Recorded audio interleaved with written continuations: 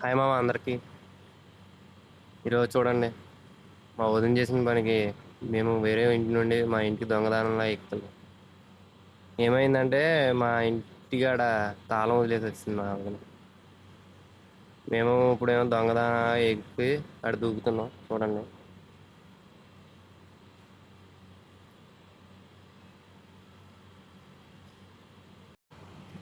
అదే మా ఇల్లు, వెనకాల ఉన్నారు కదా.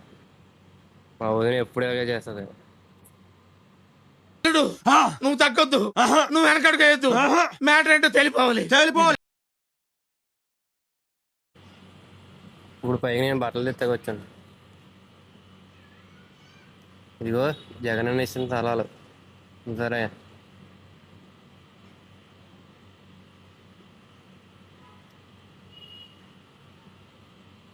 అటువైపు పొలాలు అదిగో ఎంత అందంగా ఉన్నాయి చూడండి. ఇంకా కోత కోయలేదు, సగం కోస్తారు.